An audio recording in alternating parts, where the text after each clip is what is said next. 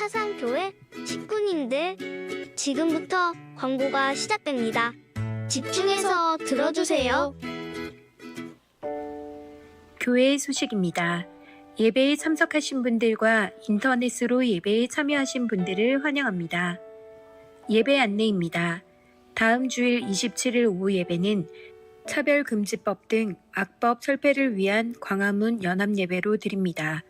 우리 교회는 오후 2시부터 은혜홀에서 영상으로 참여합니다. 하나님의 뜻이 이루어지고 이 땅을 고치시도록 모두 참석하셔서 기도해 주시기 바랍니다. 모임 안내입니다. 새가족 수료식이 오늘 오전 2부 예배 후에 있습니다. 수료자 명단은 주보를 참조하시고 수료하시는 분들을 위해서 기도해 주시고 축하해 주시기 바랍니다. 각 위원회 모임 안내입니다. 주보를 참조하시고 해당되시는 분들은 참석하시기 바랍니다. 2024 부흥회 안내입니다. 11월 4일 월요일부터 6일 수요일까지 월, 화, 수요일 저녁 7시 30분, 화수 새벽 5시에 있습니다. 강사는 호산나 교회 담임 유진소 목사입니다.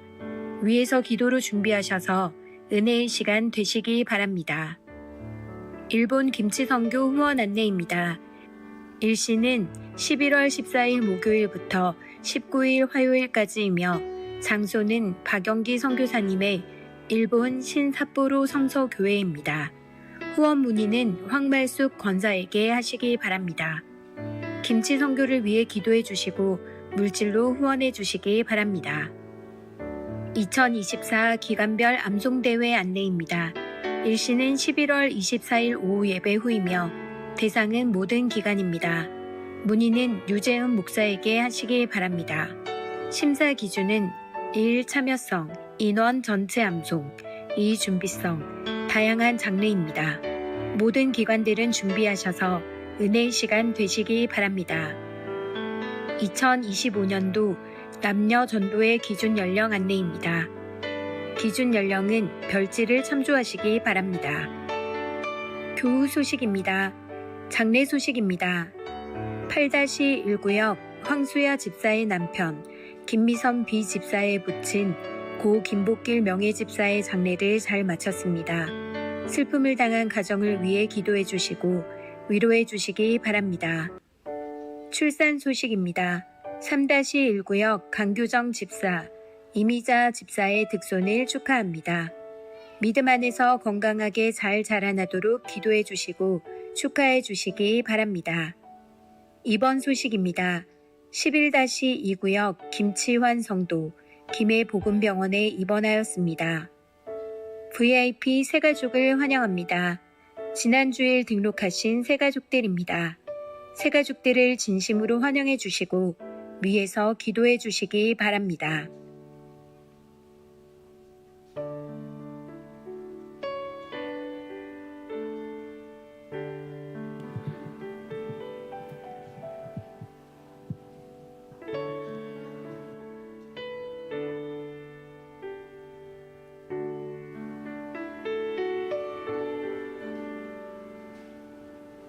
사상교회 식구님들, 예배에 집중할 수 있도록 지금 각자의 휴대폰을 점검하셔서 전원을 꺼주시거나 진동으로 설정해 주시기 바랍니다.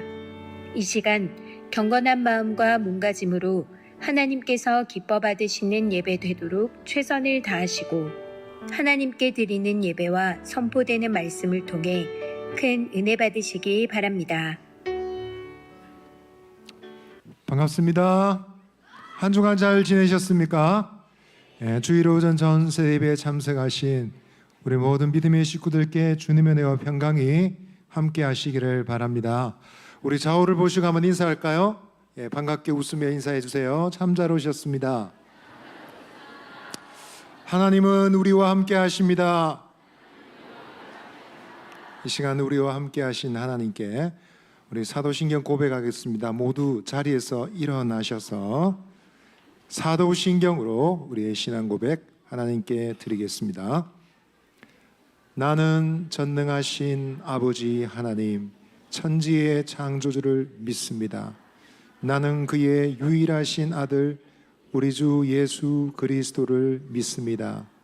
그는 성령으로 잉태되어 동정녀 마리아에게서 나시고 본디오 빌라도에게 고난을 받아 십자가에 못 박혀 죽으시고 장사된 지 사흘 만에 죽은 자 가운데서 다시 살아나셨으며 하늘에 오르시어 전능하신 아버지 하나님 우편에 앉아 계시다가 거기로부터 살아있는 자와 죽은 자를 심판하러 오십니다. 나는 성령을 믿으며 거룩한 공교회와 성도의 교제와 죄를 용서받는 것과 몸의 부활과 영생을 믿습니다. 아멘. 할렐루야. 오늘 이 아침도 주님이 우리를 사랑하시는 것 믿으십니까?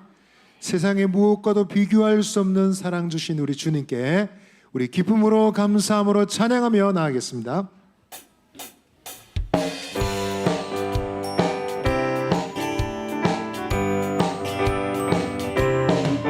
나를 사랑하시는 주님, 주님은 나의 기쁨입니다. 세상의 무엇과도 비교할 수 없는 놀라운 사랑 주셨네. 십자가에 죽으신 예수님, 나의 생명이 되셨네. 사랑하시는 주님, 주님은 나의 기쁨이 됩니다. 나를 사랑하시는 주님, 주님은 나의 기쁨이 됩니다. 세상의 무엇과도 비교할 수 없는 놀라운 사랑 주셨네.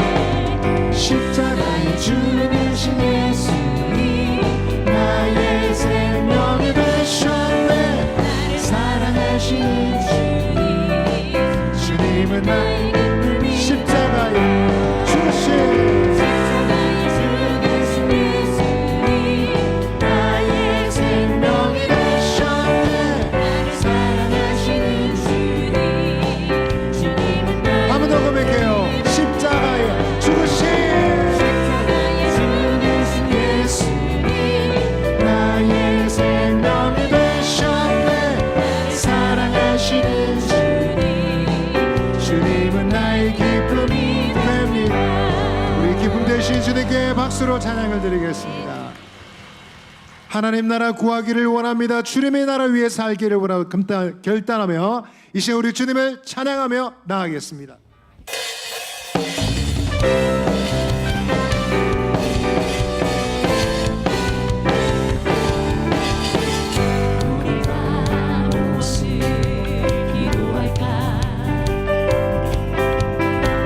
예수님 우리에게 가르쳐 주셨죠. 우리의 생각 다 내려놓고 우리의 마음 다 주께 열어. For the kingdom, 하나님 나라가 이 땅에 아버지의 이름에 거룩한 선포를 지어라. For the kingdom, 하나님의 뜻이 이 땅에 우리 통해 Pray for the kingdom, Pray for the kingdom, 하나님 나라가 이 땅에 아버지의 이름에 거룩한 선포를 지어라. For the kingdom, 하나님의 뜻이 이 땅에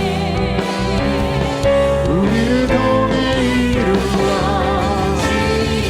우리 다시 한 번 더 찬양할 때는 우리 친구들 다 자리에서 일어나서 찬양할까요? 우리 다 일어나서 율동하며 주님께 영광 돌리겠습니다.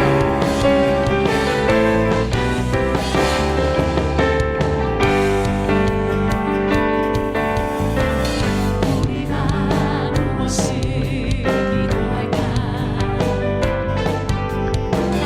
예수님 우리에게 가르쳐 주셨죠. 우리의 생각 다 내려놓고 우리의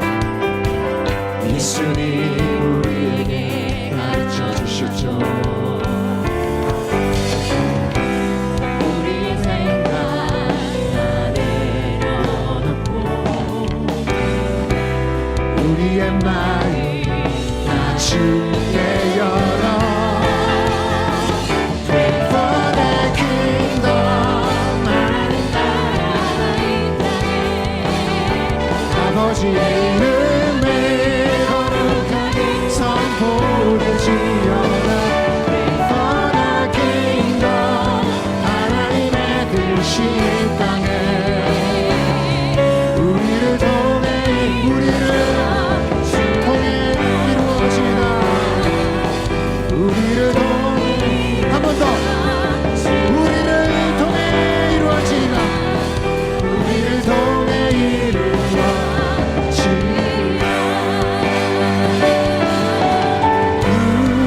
구원하심이 보좌에 앉으신 우리 하나님과 어린 양 되리로다 구원하심이 보좌에 앉으신 우리 하나님과 어린 양 되 우리 목소리 높여 고백하겠습니다 우리 보좌 앞에 모였네 함께 주를 찬양하며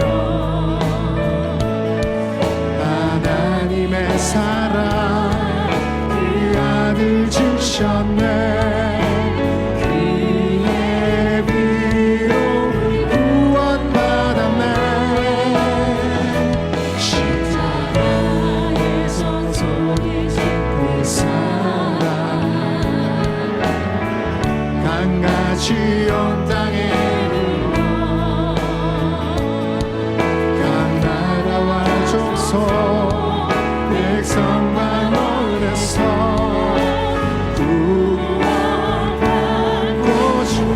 우리 모두 함께 손을 높이 들고 구원하심이 보좌에 앉으신 우리 하나님과 어린 양 되리로다 구원하심이 보좌에 앉으신 우리 하나님과 어린 양 되리 할렐루야 할렐루야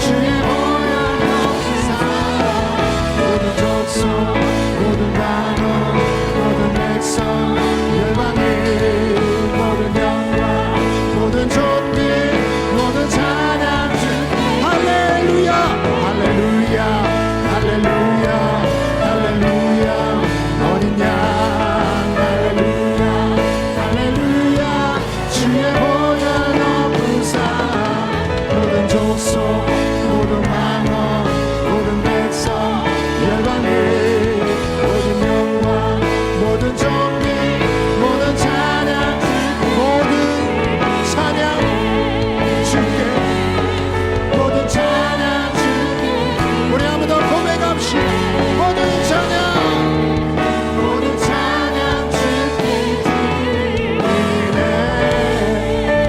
우리 영광의 하나님께 박수로 찬양을 드립시다 모든 영광 찬양 주님께 드립니다 아멘. 사랑과 공의로 우리를 보듬어 이 땅을 살아가게 하시고 모든 것을 다스리시는 하나님 아버지, 우리의 상황과 환경 속에서 지칠 때에도 하나님의 뜻대로 살아가기에 부족한 저희 모습 가운데서도 주님의 말씀에 비추어 그 삶을 살아가게 하심에 감사드립니다. 무엇보다 이 시간 우리에게 예배하는 마음을 주셔서 이곳에 나와 하나님을 찬양하게 하시는 애에 감사드립니다. 하나님, 지금 이 순간 하나님의 자녀로 지음받았음을 고백하는 우리가 한 주간의 모습을 돌이켜보는 가운데 삶에선 여전히 우리의 허물을 가지고 살아가진 않았는지, 우리의 죄를 사하시고 구원하신 하나님의 은혜를 놓치고 살아가진 않았는지 돌아봅니다. 오늘 이 시간 바라기는 우리를 위하여 죽기까지 사랑하신 예수님을 묵상할 때 그 사랑에 힘입어 또다시 한 걸음 걸음을 내딛으며 살아가는 은혜를 베풀어 주세요. 또한 주의 몸된 교회를 위하여 기도합니다. 연약한 존재이기에 시기, 질투, 분쟁으로 흔들릴 수 있는 우리의 마음을 선하게 인도하시고 구별되게 하셔서 세계의 교회와 한국 땅의 교회 가운데 하나님의 공의로우시고 선하심을 전하는 모든 교회 공동체 되게 하여 주세요. 그리고 우리가 먼저 주의 움직이는 교회가 되어 사회와 가정, 학교, 직장, 여러 삶의 자리 곳곳에서 사랑과 섬김으로 살아가는 백성들 되게 하여 주세요. 또 기도하기를 각 지체들 가운데 마음과 몸이 상함을 입은 지체가 있습니다. 여러 아픔들 가운데 지친 마음을 보듬어 주시고 하나님 안에서 연합하여 모인 서로를 통하여 하나님의 위로하심이 흘러가게 하여 주세요. 선포되는 말씀을 두고 기도합니다. 말씀을 선포하시는 이주영 목사님과 문태호 강도사님의 삶 가운데 성령으로 늘 동행하여 주세요. 그리하여 선포하는 말씀으로 유치부, 초등부, 중등부, 고등부, 청년부, 이음부 모든 교회 지체가 듣는 말씀을 통해 새 힘을 받아 하나님의 선하심을 닮아가는 한 주간을 살아가게 하여 주세요.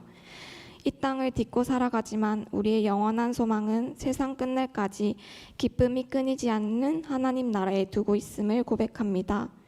하나님의 백성으로 부르신 줄 믿고 살아가길 원하며 사랑으로 영원히 함께 하시는 우리 구주 예수 그리스도 이름으로 기도드렸습니다.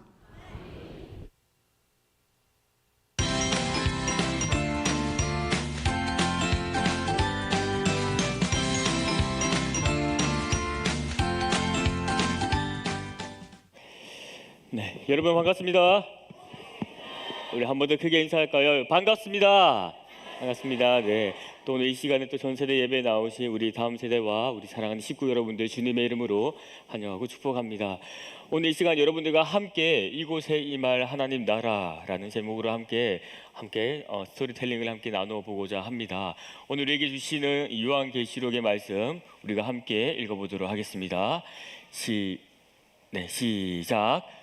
이것들을 증언하신 이가 이르시되 내가 진실로 속히 오리라 하시거늘. 아멘. 주 예수여 오시옵소서. 우리 한 번만 더 크게 읽어볼까요? 이번에는 우리 친구들이 큰 목소리로 한 번 더 우리가 한 목소리로 해서 읽어보도록 하겠습니다. 준비 시작. 이것들을 증언하신 이가 이르시되 내가 진실로 속히 오리라 하시거늘. 아멘. 주 예수여 오시옵소서. 아멘. 요한계시록 22장 20절의 말씀입니다. 우리가 계속해서 몇 주 전부터 해서 계속 요한계시록의 말씀을 좀 살펴보고 있는데요. 오늘 시작을 이렇게 한번 해보고 싶습니다. 여러분, 우리나라뿐만 아니라 전 세계에 이르러서 가장 크고 높은 빌딩 어디에 있을까요? 두바이? 우리 친구들 알고 있나요?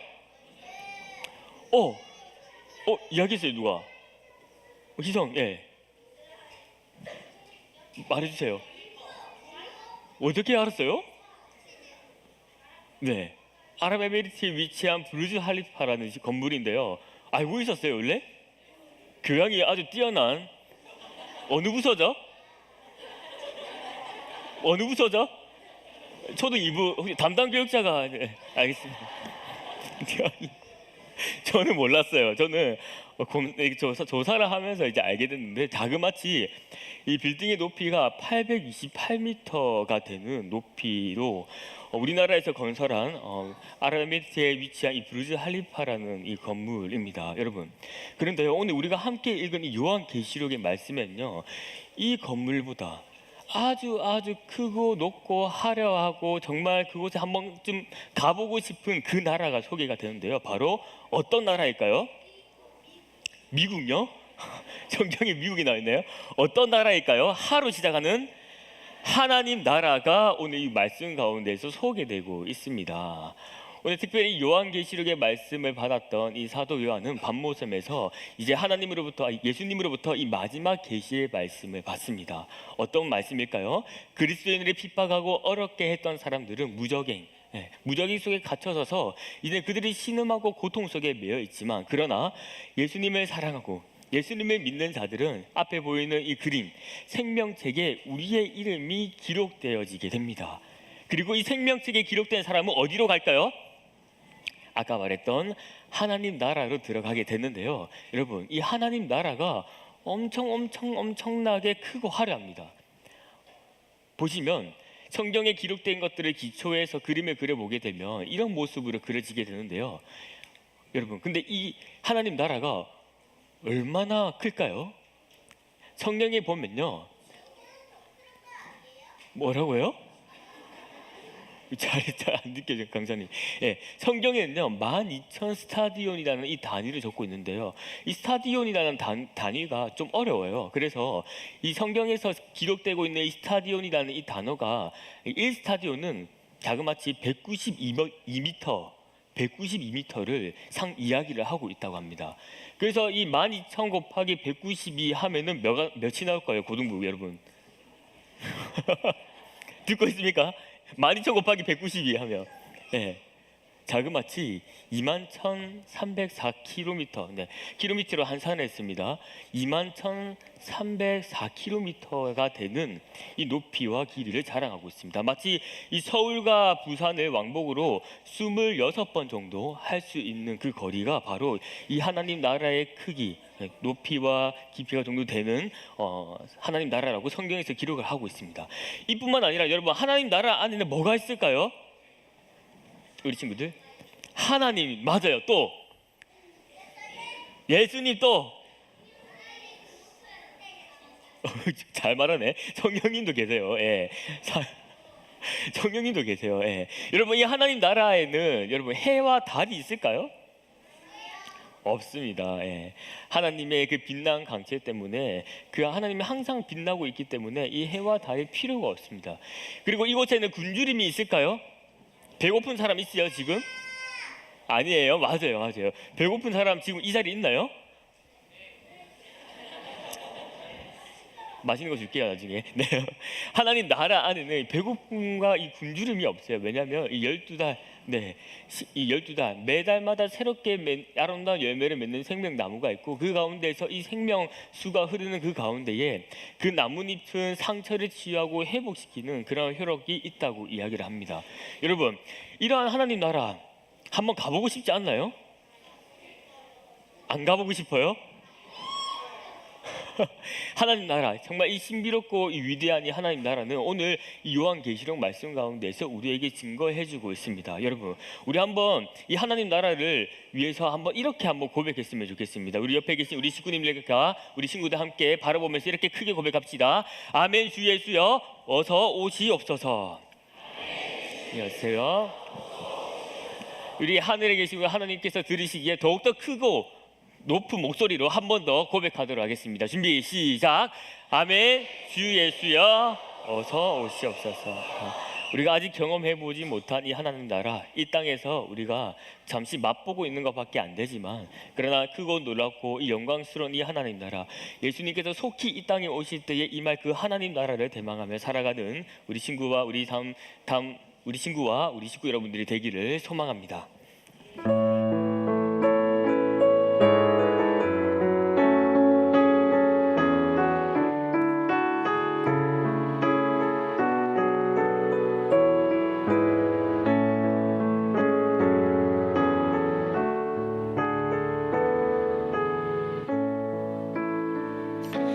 자, 우리 드린 헌금 하나님께 봉헌하겠습니다. 손 모으고 기도하겠습니다. 하나님 아버지, 지난 한 주간도 우리와 함께 하시고 우리의 삶을 이끌어 주셔서 감사드립니다. 그리고 오늘 이렇게 우리가 예배할 수 있도록 시간과 건강과 모든 여건을 우리에게 마련해 주신 것 감사를 드립니다. 이 시간 예배하며 헌금을 드립니다. 주정 11조 감사, 선교, 장학, 건축, 북방 각종 제목으로 드려오니 이 헌금을 받아주시고 축복하시고 이 헌금이 가는 곳곳마다 하나님의 뜻에 합당하게 쓰여질 수 있도록 함께하여 주시옵소서. 사랑하는 우리 사상교회 식구들, 이 헌신을 기억하여 주옵시고 하늘의 신령한 것과 땅에 기름진 것으로 풍성하게 채워 주시옵소서. 각 가정마다 근심 없게 해주시고 환난에서 벗어나게 하시고 특별히 우리 자녀들에게 복을 주시고 믿음의 지경을 넓혀 주시옵소서. 우리 어린 식구들 어릴 때부터 성령과 지혜로 충만하게 하여 주셔서 하나님이 주신 뚜렷한 비전을 갖게 하여 주시옵소서. 특별히 이번 11월 14일 수능을 앞둔 우리 고3 학생들에게 주님께서 믿음을 더하여 주옵시고 잘 감당할 수 있도록 지혜를 더해 주시옵소서. 우리 주 예수 그리스도 이름으로 축복하며 기도합니다. 아멘.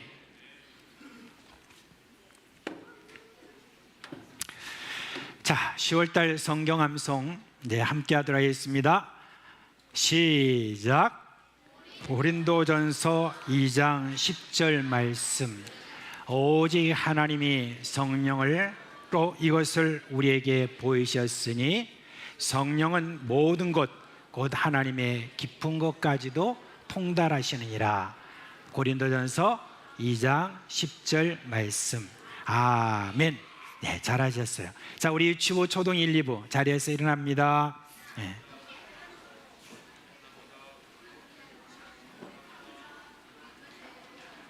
예, 목사님이 여러분 축복 기도합니다. 손 모으고. 네. 우리 주 예수 그리스도의 은혜와 하나님 아버지의 그 크신 사랑과 성령의 우리 가운데 계시면서 일으키시는 그 놀라운 생명의 역사가 사랑하는 우리 어린 식구들 머리에 영원토록 함께 있을지어다. 아멘. 우리 자녀들 퇴장할 때 축복해 주시면 감사하겠습니다. 그리고 초등 2부부터 천천히 차례대로 퇴장하겠습니다. 주님 너를 항상 인도하시니 내 마른 땅에서도 너를 만족시키니 너는 물된 동산 같겠고 마르지 않는 샘 같으니 너는 물된 동산 같겠고 마르지 않는 샘. 우리 초등 1부 퇴장하겠습니다. 주님 너를 항상 인도하시니 내 마른 땅에서도 너를 만족시키리 너는 물된 동산 같겠고. 자, 유치부 퇴장하겠습니다. 너는 물된 동산 같겠고 마르지 않는 새.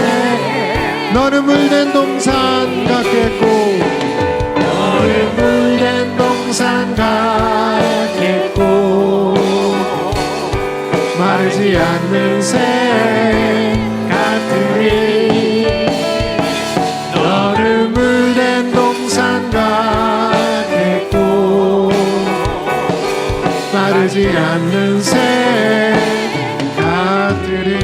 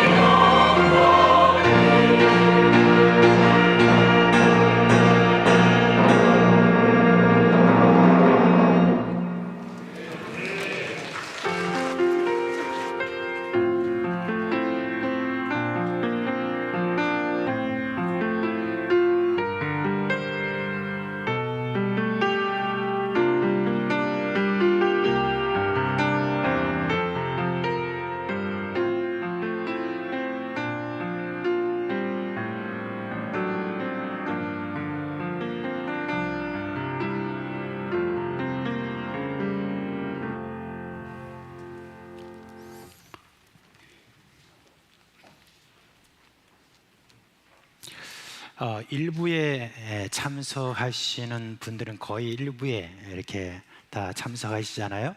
네, 여러분께 좀 부탁드리고 싶은 게 있습니다.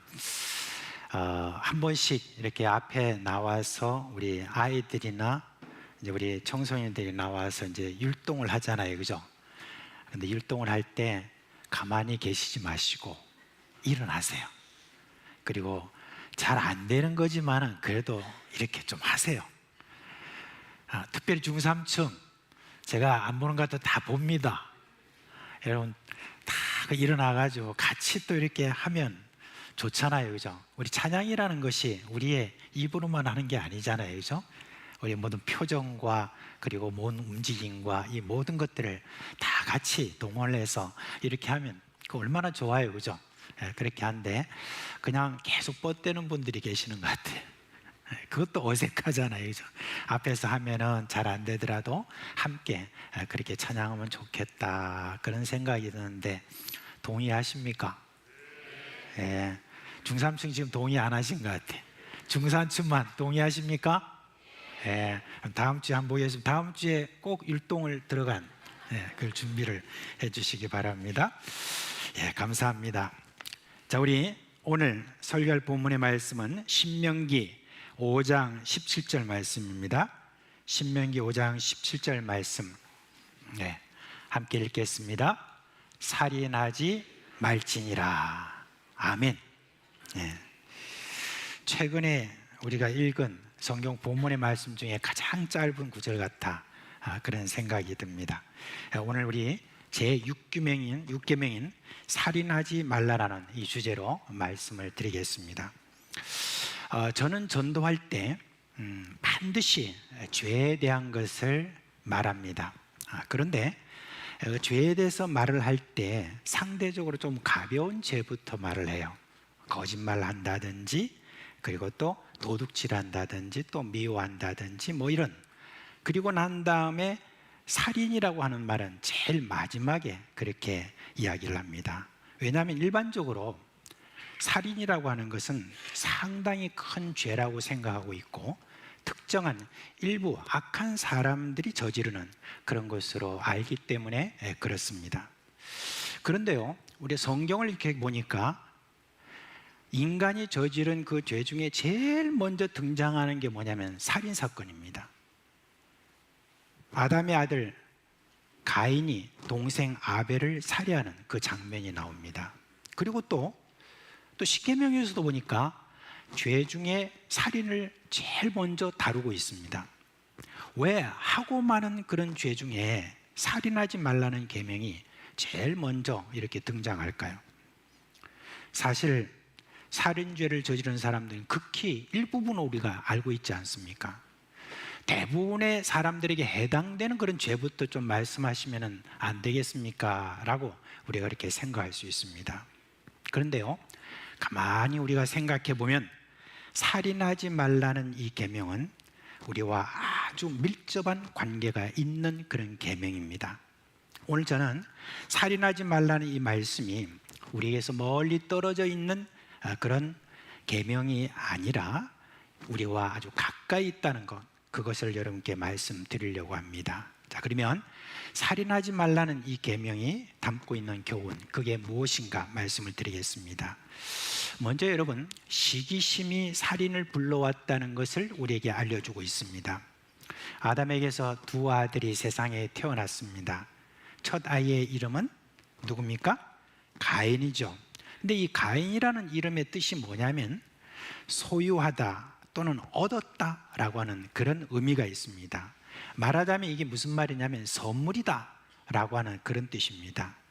아담과 하와는 자신들에게서 태어난 그 아이를 이렇게 볼 때 자신들과 참 많이 닮은 그 아이를 보고 크게 기뻐했을 것이고, 그 이름에서 드러나듯이 하나님이 우리에게 선물을 주셨다라고 하는 그런 뜻으로 가인이라는 이름을 지어줬습니다.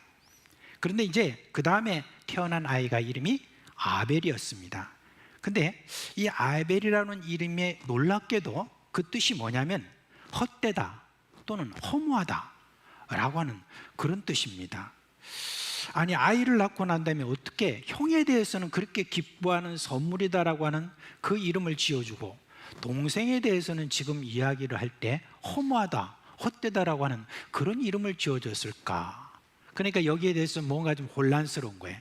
그러니까 성경 주석가들이 이리저리 생각하다가 그러다가 아마 아벨이라고 하는 이름은 가인이 아벨을 죽이고 난 다음에 그 다음에 이렇게 아벨이다라고 하는 이름을 지어준 것이 아닐까 그렇게 이야기합니다. 글쎄요, 뭐 썩 동의하고 싶은 그런 마음은 없지만은 성경이 말하지 않은 것에 대해서는 너무 매달릴 필요는 없겠습니다.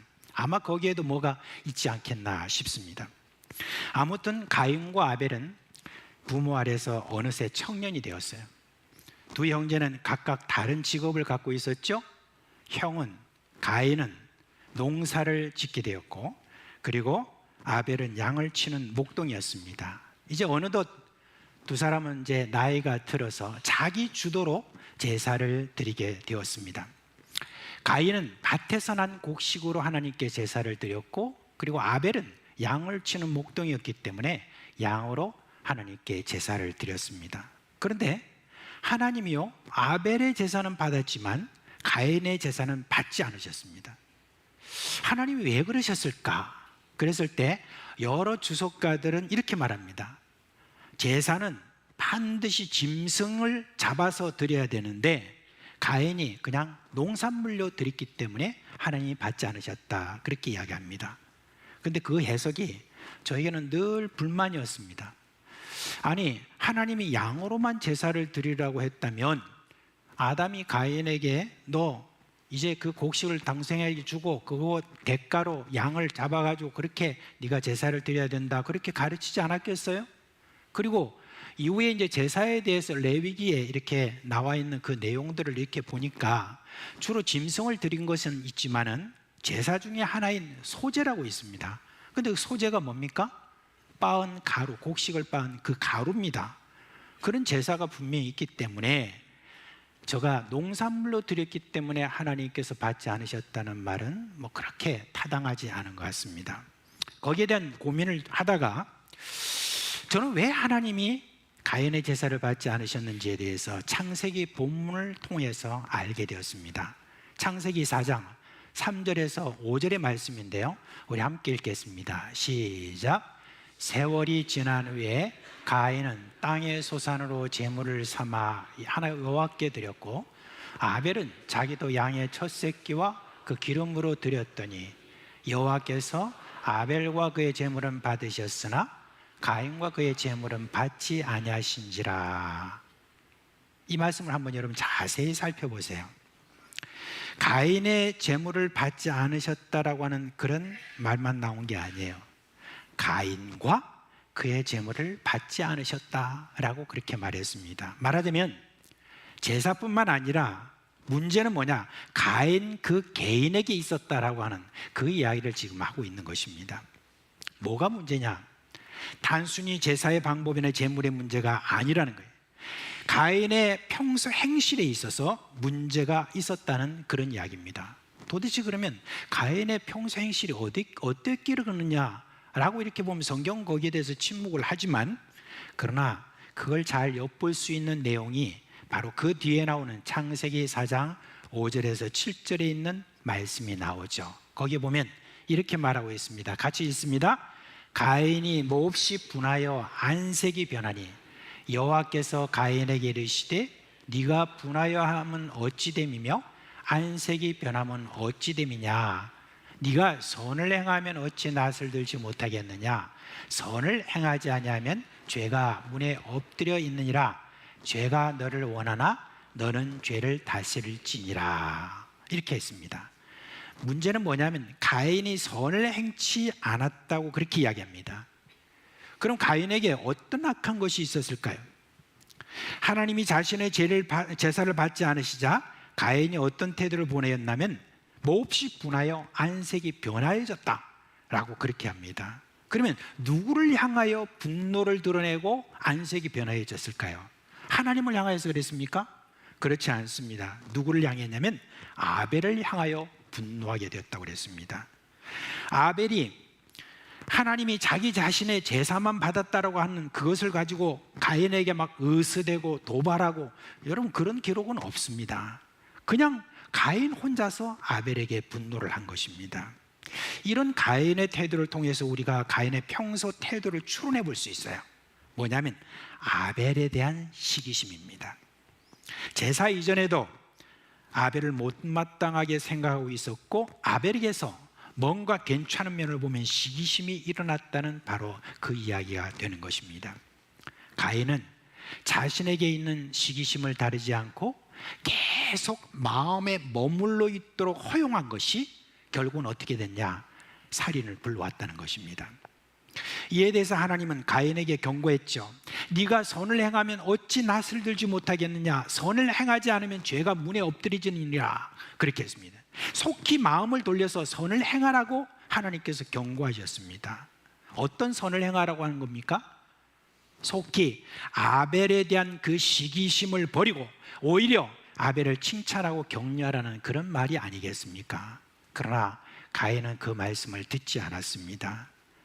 죄가 그 마음을 완전히 사로잡았고 결국 아벨을 죽이고야 말았습니다. 우린 여기서 살인하지 말라는 제6계명, 그것이 우리에게 교훈하는 것은 무엇인지를 여기서 우리가 하나 발견할 수 있습니다. 그것은 사람을 경쟁의 대상으로 삼지 말라는 것입니다.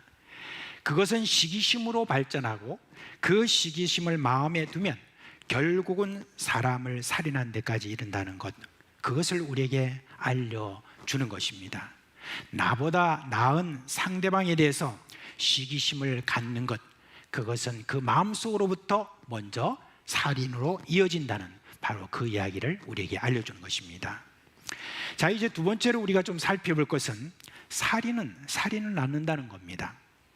가인은요, 살인을 저지르고 난 다음에 하나님으로부터 벌을 받죠. 네가 땅에서 저주를 받을 것이다. 땅에 무엇을 심어도 소출을 얻지 못하고 그 때문에 네가 한 곳에 머물지 못하고 이리저리 늘 옮겨 다니는 그런 나그네 신세가 될 것이다 라고 했습니다. 그런데요, 이 가인의 마음속에는 더 두려운 것이 하나 생겼습니다. 그게 뭐냐면 누군가 자신을 죽인다라고 하는 그러한 과대망상증, 그걸 지금 보여주고 있습니다. 그래서 하나님께 뭐라고 부탁하냐? 저를 만나는 자들마다 저를 죽이려고 달려들 텐데, 저를 만나는 자마다 저를 죽이려고 달려들 텐데 하나님 저를 좀 보호해 주세요 라고 그렇게 했습니다. 그러자 하나님은 그게 과대망상증이라고 생각을 하셨겠지만, 그런데 가인을 위해서 약속을 합니다. 가인을 죽이는 자는 벌을 7배나 받을 것이다 라고 그렇게 한 겁니다. 그렇게 해서 가인은 에덴 동쪽으로 가서 그곳에 가서 결혼을 하고 자녀들을 낳습니다. 그런데 그가 사는 곳에는 살인이 끊이지 않았습니다. 그것을 잘 나타내는 성경의 내용이 있는데, 창세기 4장 똑같이 거기에 보면 가인의 5대 손인 라멕이라고 하는 이자가 하는 말이 거기에 나와 있습니다. 거기 창세기 4장 23절 24절에 보니까 라멕이 아내들에게 이르되 아다와 실라여 내 목소리를 들으라. 라멕의 아내들이여 내 말을 들으라. 나의 상처로 말미암아 내가 사람을 죽였고 나의 상함으로 말미암아 소년을 죽였도다. 가인을 위하여는 벌이 7배일진데 라멕을 위하여는 벌이 70배이로다 하였더라. 그렇게 했습니다. 이 말은 가인 이후에 살인이 너무 쉽게 일어났다는 그런 이야기를 말하는 것입니다. 누군가 나에게 상처를 준다든지 누군가 나에게 못되게 굴면 바로 그냥 죽이는 이와 같은 일이 거기에 많이 벌어졌다는 것을 이야기를 해주고 있는 거예요. 그리고 또 이 라멕이라는 자는 뭐라고 말하냐? 살인을 막 찬양하고 있습니다. 가인에게는 7배를 주지만 나에게 막 나 잘못하면 나는 70배로 그냥 그렇게 갚겠다라고 하는 그런 이야기를 하고 있습니다. 여러분, 과거나 지금이나 세상에는 살인이 참 빈번하게 지금 일어나고 있습니다. 어떤 하나의 이유로 살인하는 그런 경우도 있지만 아무 이유 없이 아무에게나 칼을 휘두르고 살인하는 그런 어떤 끔찍한 그런 일들을 지금 우리가 한 번씩 보고 있죠. 근데요, 가만히 여러분 살펴보면 집 집단적으로 살인하는 경우가 더 많다는 걸 여러분 아셔야 됩니다. 저 멕시코 같은 데는 마피아와의 전쟁이라고 그래가지고 거기서 막 전쟁을 보는데 수많은 경찰과 시민과 마피아가 서로 죽이는 어떤 이런 일들이 거기는 빈번하게 일어난다고 합니다. 그리고 여러분, 살인을 아주 정당화하는 어떤 것 중에 하나가 뭡니까? 전쟁이죠. 그 전쟁이 일어나면 정말 여러분 비참한지 모릅니다. 지금 여러분 우크라이나와 러시아가 지금 전쟁을 벌이는 게 우리는 금방 끝날 줄 알았는데 이게 지금 2년이고 3년이고 계속 지금 이어져 가고 있고 그게 더 확대돼 가는 그런 지금의 현상을 우리가 보는데, 여러분 얼마 전에 여러분 뉴스를 통해서 다 알다시피 북한 군인이 폭풍군단이라 하는 어떤 특수부대를 중심으로 해가지고 10,000명 이상이 지금 러시아로 지금 파견되는 그와 같은 일이 일어났다고 하는데, 이게 지금 전쟁의 양상이 앞으로 얼마나 어떻게 확대가 될지 지금 상당히 여러분 좀 걱정되는 면이 참 많습니다. 북한과 러시아가 이렇게 동맹을 맺고 만약 이제 군인들을 보내고 하면 나중에 한반도에 어떤 유사시 어떤 일이 일어나면 러시아가 거기 개입하겠다라고 하는 그와 같은 일이나 지금 마찬가지 이런 일들이 지금 우리 가운데 그런 위험한 그런 일들이 지금 벌어지고 있는 것입니다. 그뿐 아닙니다. 여러분 알다시피 이스라엘과 팔레스틴 처음에 시작됐다가 그 다음에는 예멘으로 갔다가 레바논으로 갔다가 또 이란과의 전쟁, 이런 것들이 막 그 안에서도 확대되는 일이 있습니다. 근데 여러분 우리가 눈치를 못 챌 뿐이지 실제로 지금 아프리카 중부 지역이나 이런 곳에서는요 민족 간의 분쟁이 얼마나 많이 일어나는지 모릅니다. 전쟁이라는 그런 이름으로 살인을 얼마나 많이 지금 저지르고 있는지 모릅니다. 종교가 다르다고 해서 전쟁을 일으키고 그렇게 하면서 어린아이로부터 노년에까지 비참한 죽음을 지금도 당하는 일이 참 많습니다. 인류에 처음 시작된 그와 같은 이 살인의 그와 같은 기억들이 지금 사람들에게 있어서 그게 그대로 있어가지고 계속해서 살인에 대해서 확대가 돼가고 전쟁이라는 이름으로 살인을 그렇게 지금 다들 정당화하는 그런 어떤 지경에 와 있습니다. 우리가 여러분 그 중국 영화를 보면 그 스토리를 내보면 좀 뻔하죠. 어떤 사람이 어떤 사람 딱 죽이잖아요. 그러면 그 가족 중에 어떤 애가 말이죠. 그 광경을 딱 보고 그 다음에 그 아이가 어떤 구조를 받든지 아니면 자기가 어디 갑니다. 그러면 거기서 꼭 무슨 무협지나 그 선생을 만나죠. 무술을 잘하는 그 선생을 딱 만나고 나면 그럼 그 선생과 함께 이제 그 원수를 죽인다는 그런 어떤 분노를 가지고 막 그렇게 이제 연습을 해가지고 오늘 어떻게 합니까? 원수를 찾아가서 원수를 갚습니다. 그리고 난 다음에 그 사람은 이제 호련히 저 숲이나 아니면 다른 나라 다 떠나는 장면으로 그렇게 끝나는 이 중국 영화가 있는데 요즘 중국 영화는 이제 다르답니다. 그렇게 홀로 떠날 때 그때 그 모습을 또 그 원수의 자녀가 보는 거예요. 자녀가 보는 그 장면을 딱 보면서 이제 끝난다는 거예요. 왜? 다음에 또 다른 영화를 또 만들어야 되니까. 그런 식으로 하는데 이거는 어떤 면에서는 살인이 또 살인을 부른다라고 하는 그런 걸 우리에게 알려주는 그런 내용이라고 볼 수가 있습니다. 여러분, 살인이라는 것은 또 다른 살인을 잉태하고 낳는다는 것, 지금 여기까지 와 있습니다. 한 가지 우리가 예외를 살펴보는 것은 성경에서 다윗에 대한 이야기입니다. 정말 다윗의 위대함은 원수를 살인하지 않았다는 데에서 볼 수가 있죠. 사울 왕이 다윗을 시기해서 다윗을 죽이려고 맨날 쫓아다녔습니다. 그러나 다윗은 아무리 사울 왕이 이렇게 쫓는다 할지라도 그리고 자기가 사울 왕을 죽일 수 있는 그런 기회가 있어도 저가 죽이지 않았죠.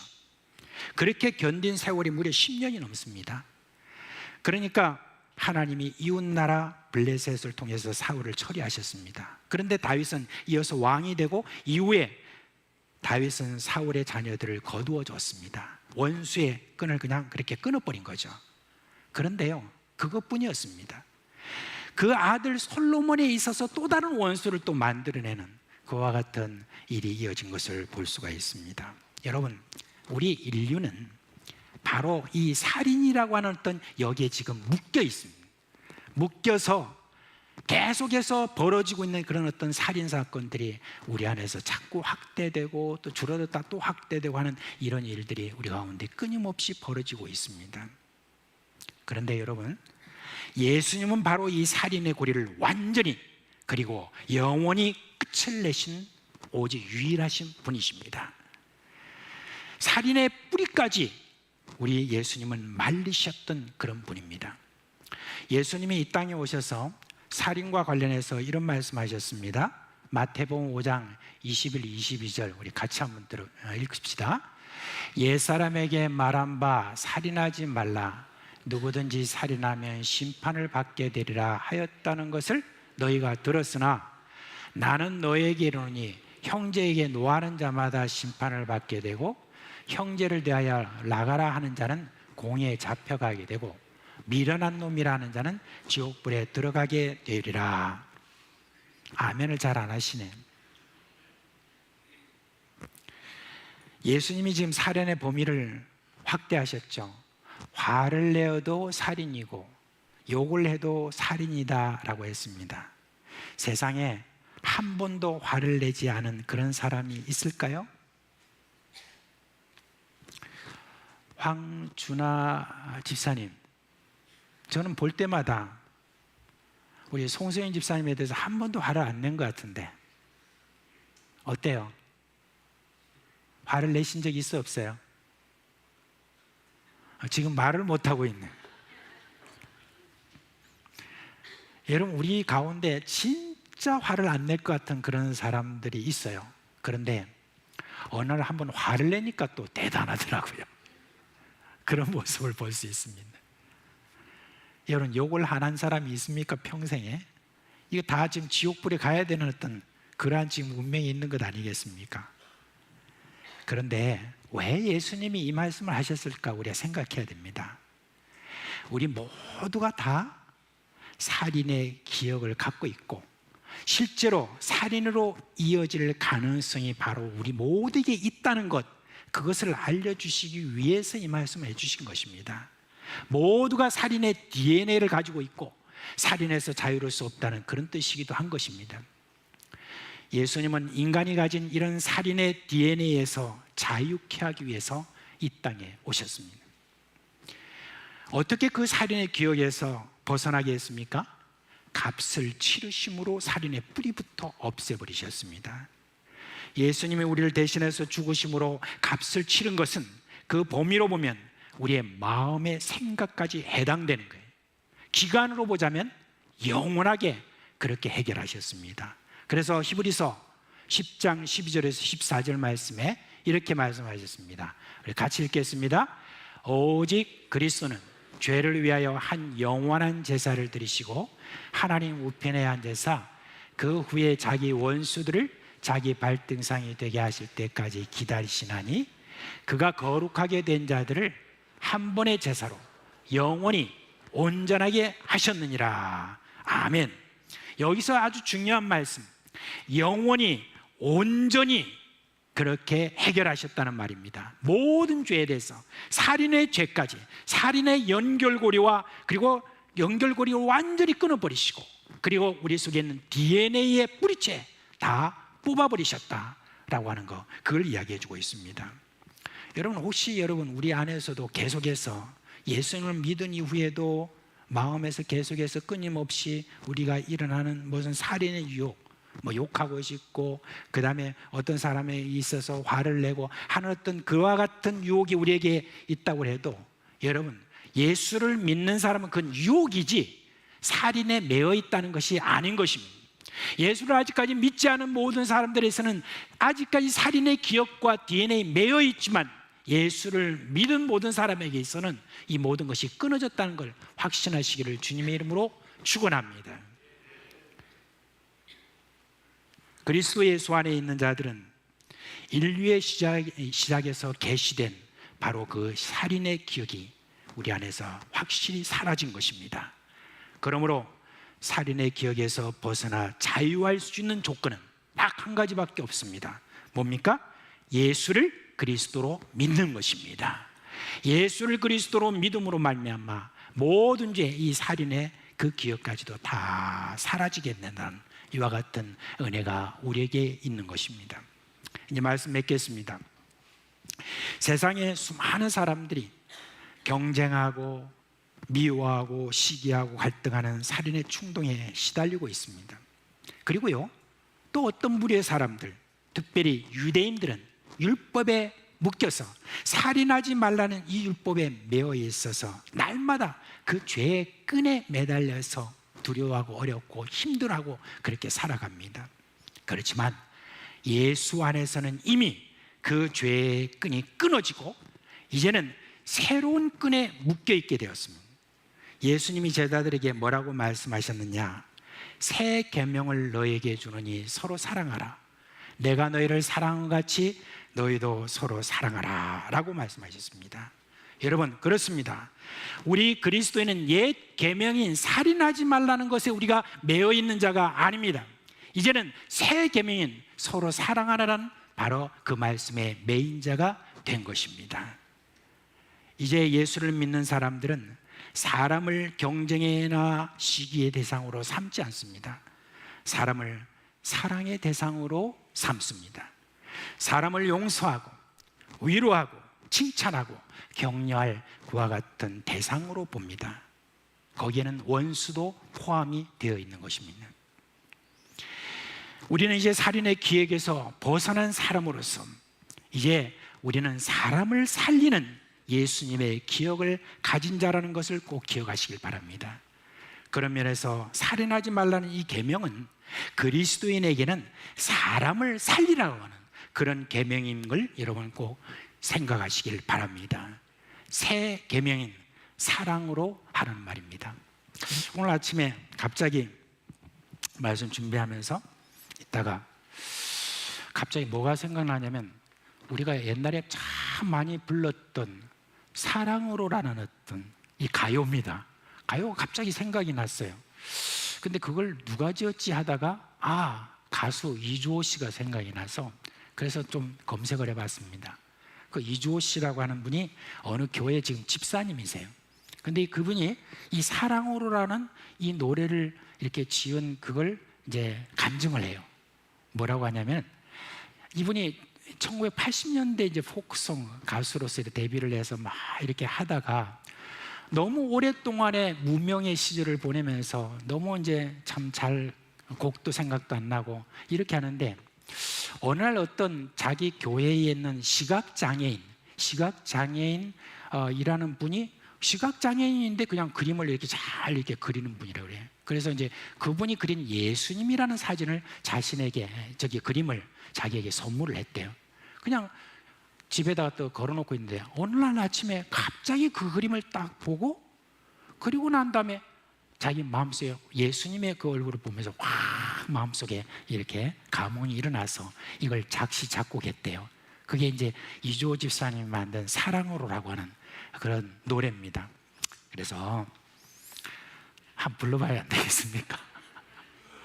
오래간만에 자, 잘 아시는 분들 같이 한번 좀 불러봅시다. 제가 이게 또 오래간만에 해서 좀 틀릴 수도 있고 해가지고 내가 살아가는 동안에 할 일이 또 하나 있지 바람 부는 벌판에서 있어도 나는 외롭지 않아 그러나 솔잎 하나 떨어지면 눈물 따라 흐르고 우리 타는 가슴마다 햇살은 다시 또 오르네 영원히 변치 않을 우리들의 사랑으로 어두운 곳에 손을 내밀어 밝혀 주리라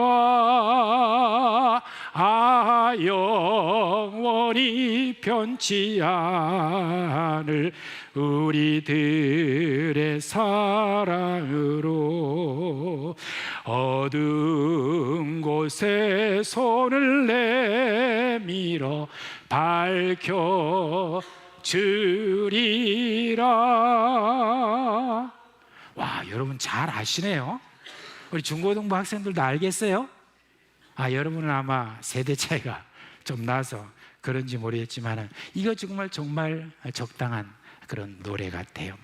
여러분, 이제 살인하지 말라라고는 이 계명을 위해서 떠났습니다. 이제는 그 반대, 사랑으로 살아라 라고 하는 그 말 아니겠습니까? 그죠? 용서하고 받아주고 그리고 또 위로하고 칭찬하고 격려하고 그렇게 우리가 사랑으로 사는 것, 그게 살인하지 말라는 그 계명의 적극적인 우리에게 주신 계명이라는 것 꼭 기억하시길 바랍니다. 서로 얼굴 한번 봅시다. 보면서 사랑합니다. 뒤에 앞에도 보시고 사랑합니다.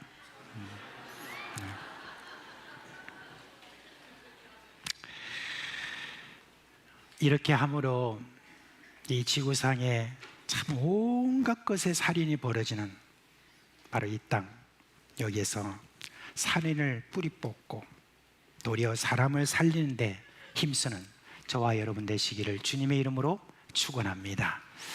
다 자리에서 일어나겠습니다. 우리 오랜만에 이 찬송 하나 또 이렇게 부르겠습니다.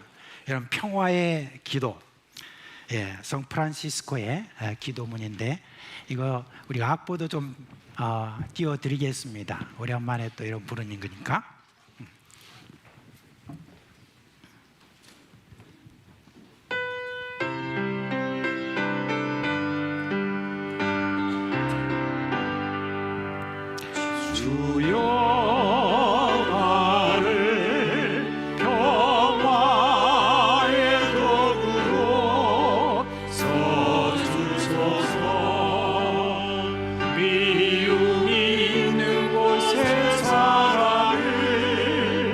상처가 있는 곳에 용서를, 분열이 있는 곳에 일치를, 여기 있는 곳에 이를 심게 하소서.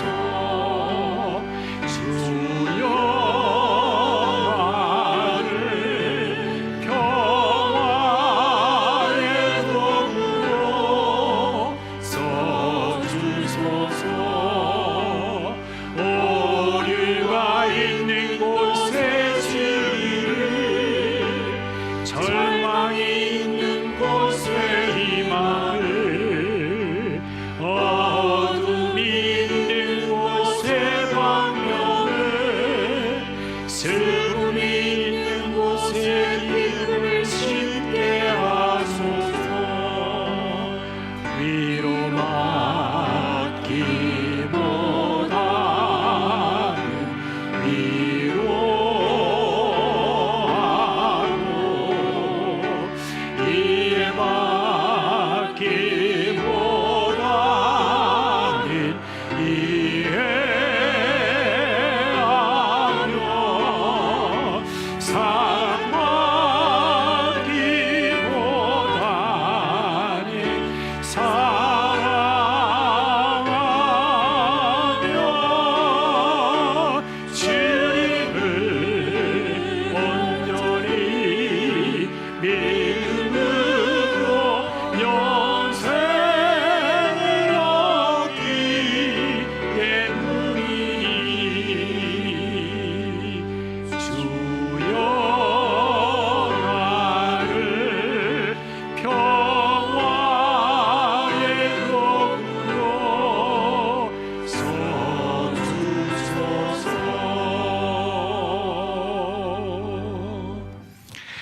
축도 마친 다음에 중요한 광고가 있으니까 떠나지 마시고 앉아서 대기해 주시길 바랍니다. 우리 주 예수 그리스도의 은혜와 하나님 아버지의 그 크신 사랑과 성령의 우리 가운데 계시면서 일으키시는 생명의 역사가 이제 옛 계명을 우리 가운데서 버리고 이제 사랑하라고 하는, 서로 사랑하러 하는 이 말씀 앞에 우리가 더욱더 마음을 더욱더 기울이고 주목하고 애를 쓰려고 하는 우리 사랑하는 모든 식구들의 머리 위에와 그 가정과 생업 위에 영원토록 함께 있을지어다. 아멘.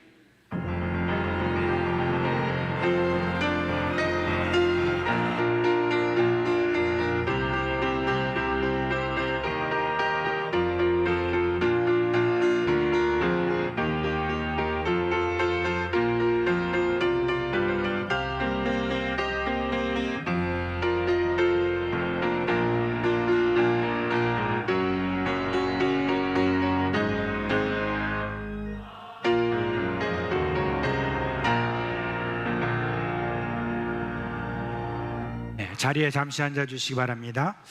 여러분 먼저 오실 때 주보에 끼워진 바로 이 용지를 받으셨죠?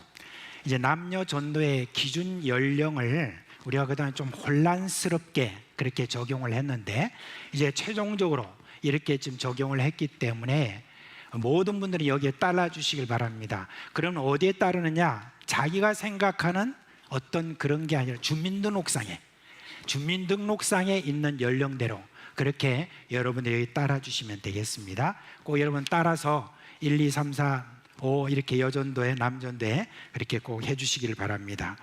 그리고 한 가지, 다음 주일날 10월 27일 날 광화문에 있는 그런 연합예배, 거기에 대해서 여러분들이 모르는 분도 좀 계시겠다 싶어서 그 연합예배의 목적이 뭔가를 먼저 말씀을 드리고 우리 교회는 여기에 대해서 어떻게 하겠다고 말씀을 드리겠습니다.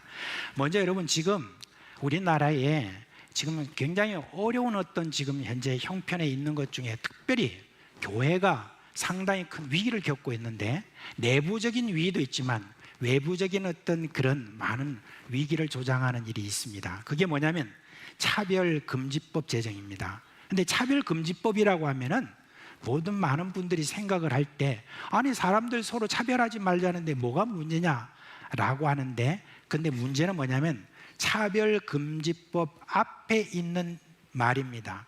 포괄적 차별금지법입니다. 포괄적이라는 이 말이 굉장히 위험한 말입니다. 무슨 말이냐면은 교회에서 만약에 어떤 설교를 통해서 동성애는 죄입니다 라고 이렇게 이야기를 했을 때, 그러면 거기에 있는 어떤 분이 생각할 때, 야 저거 나는 마음이 기분 나빠, 나는 저 말을 들어보니까 나는 동성애자가 아니라도 저 말은 내가 기분 나빠라고 만약에 고발을 하면은 포괄적입니다. 자기 자신이 거기에 대해서 느꼈다라고 하면 그러면 어떻게 됩니까? 고발하면 거기에 걸려 들어가는 겁니다. 그런 어떤 식으로 지금 굉장히 어떤 이게 포괄적이라는 말이 굉장히 위험한 그런 이제 이야기입니다. 그래서 이제 그것부터 시작해서 온갖 우리나라를 혼란시키게 만들고 이런저런 정체성뿐만 아니라 많은 어떤 문제가 지금 서구에서 일어나는데, 그걸 지금 뒤따라가는 그와 같은 일에 대해서 교회가 여기에 대해서 그저 침묵하고 있는 게 아니라 우리 교회가 이 부분에 대해서 정확하게 의사를 우리가 표현한다라고 하는 측면에서 광화문에서 다 같이 모여서 함께 그렇게 연합 예배를 드린다라고 하는 것입니다. 그런데 우리 교회는 이 부분에 대해서 지금 물리적으로 부산이라고 하는, 서울이라고 하는 너무 먼 거리뿐만 아니라 또한 그 위치를 볼 때 과연 서울에 있는 교회만 해도 그 모인다고 하면 뭐 너무 꽉 차서 도무지 이거 우리가 함께 할 수 있는 여건이 안 된다라고 생각을 해서 저희들 당위에서 결정을 했습니다. 우리는 다음 주에 오후 2시부터 시작되는데, 이게 은혜홀에서 저희들이 함께 모여서 이제 영상을 통하여서 이 연합 집회에 함께 참여하는 것으로 그렇게 결정을 했습니다. 그렇기 때문에 여러분들께서 다음 주 이 중요한 그런 연합 예배를 생각하셔서 오후에도 함께 또 이렇게 모여가지고 우리가 함께 연합 예배를 함으로 말미암아 우리가 더욱더 하나님께 구하고 또 모든 세상에 알리는 그와 같은 일에 동참해 주시기를 부탁을 드립니다. 자, 이제 주님께서 주시는 은혜와 평강이 여러분과 함께 하시길 주님의 이름으로 축원합니다.